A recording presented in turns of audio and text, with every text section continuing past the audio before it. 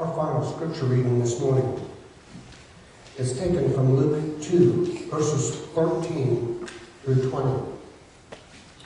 Suddenly a great company of the heavenly hosts appeared with the angel, praising God and saying, "Glory to God in the highest heaven, and on earth peace to those whom his favor rests." When the angels had left them and gone into heaven, the shepherds said one to another, "Let us go to Bethlehem and see this thing that has happened, which the Lord has told us about." So they hurried off and found Mary and Joseph and the baby, who was lying in the manger. When they had seen him, they spread the word concerning him, concerning what had been told them about this child, and all who heard it were amazed at what the shepherds said to them. But Mary treasured up all these things and pondered them in her heart. The shepherds returned, glorifying and praising God for all the things they had heard and seen, that were just as they had been told. God's word for God's people. Okay. So what now? Christmas is over. What happens after Christmas? You know, sometimes the first few days after Christmas is pretty difficult. I don't have a sermon up here this morning because I have been so busy with the excitement of the season, preparing for all the different services, and just as a new pastor, this has been a year for me. And so, but now the smoke's cleared. The last piece of paper off the package is kind of floating to the ground and hitting it, and that tree looks empty. And we think about everything that we've done leading up to this. Man, we've been thinking about this for months. Picking out the special presents. We talked about that before. We've gone to so much work decorating our houses, and that was all fun because it was exciting. Now, we have to take all those decorations down, and we have to pack them away. And that's not so exciting. Everything needs to be put back. Our lives need to be kind of put back in order. Those of us that have had time off, we're going to be going back to work. There's just so many, it's just kind of like the air just went out of our tires. And we're lost. We don't know what to do. You know, think about it like this, when a mother delivers a child. Look at all the excitement leading up to that child. Look at all the preparation and getting the room ready and everything else. And the baby's born and everybody's excited. And that goes on for a few days. And then mom and dad go home and with the baby, and all the relatives kind of back out of the picture. And the reality sets in that, okay, the excitement's over. What are we going to do now?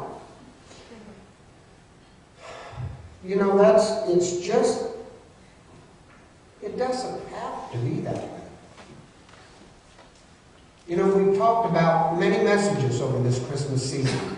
We've talked about the message, love and joy and hope and peace. Do we pick those up? Do we pack them in a box and put them away for next year? That's not what God calls us to do. That's not what we should do. You know, we could get through this kind of post-Christmas depression by concentrating on what we should be doing, the messages we should be giving, the people we should be talking to. We don't want to share this message that we just received. We don't want to not share it. Excuse me. We don't want to put it back in a box and put it away. I just don't. It's going to be pressing for me to blow these candles out. But the candles are just candles. Okay? That's all right. They're just candles. The message behind them They are not kingdoms. You know, so I really didn't need this sermon this morning because the message is real simple. Let's get out and live this message. Let's get out and show people what this is about. This time next year, let's have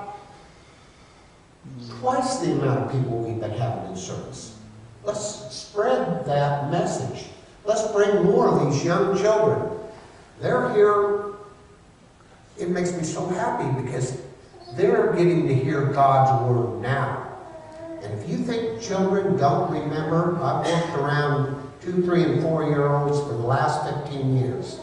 And they've got a memory like a steel trap. So the people that say kids don't understand, it's the parents that don't understand. Because the kids understand really well.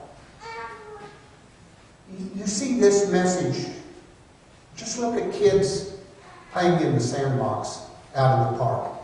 You know, you do see an occasional, no, give me that, it's mine. And you do see an occasional little squabble.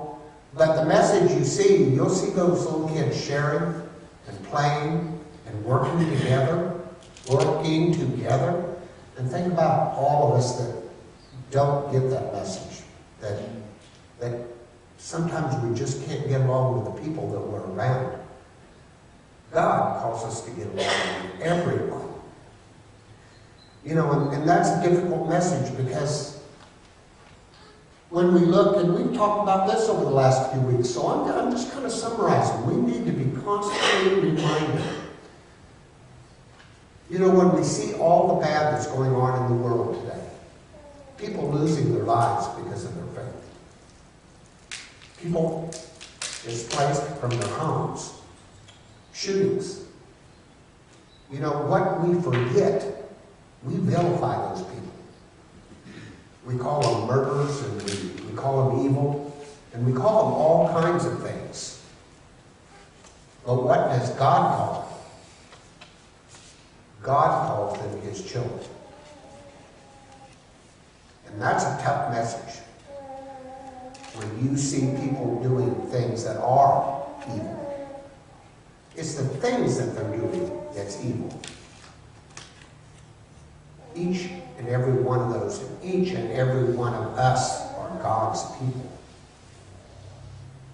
And should be loved. And you know, if just everybody thought that across the world, there could be change. The message could change. It's not going to happen overnight, but it's not going to happen if we put the message away for another year and not bring it out to next Christmas. So I'm going to wrap this up just simply.